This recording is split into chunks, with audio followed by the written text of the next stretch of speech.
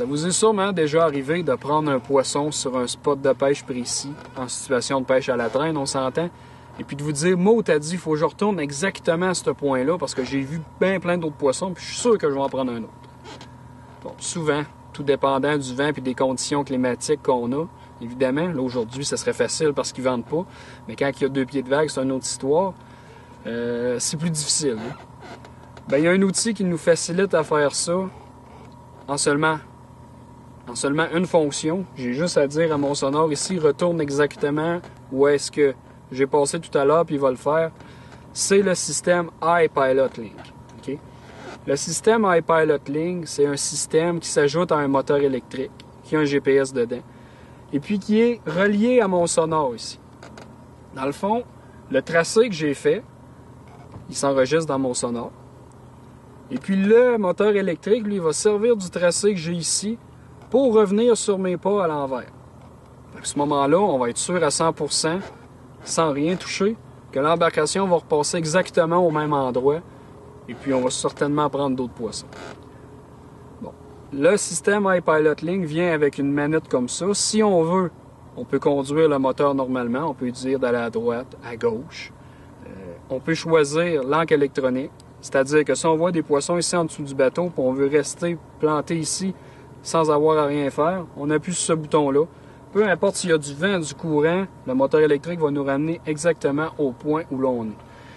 Puis c'est quand même très précis. Hein. J'ai fait des tests, là, puis ça peut varier de 5, 6 pieds, 7 pieds maximum, tout dépendant des conditions, puis de la force de votre moteur électrique. Bon. Toutefois, le système iPilot Link est compatible avec les sonores Humminbird, qui ont une prise Ethernet. Donc, si vous avez déjà ce sonore-là, ça peut toujours être une bonne option si vous avez un certain montant d'argent à investir.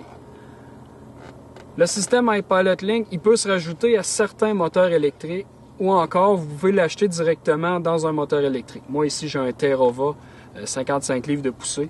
Et puis, il est directement dans mon moteur électrique. J'ai seulement eu à changer mon moteur et puis collecter ma prise Ethernet. Et puis voilà, il y a bien plein de fonctions qui sont reliées à ça, dont le backtrack et puis le système d'encre électronique. Il y en a bien plein d'autres. Là. Je vous les énumère rapidement.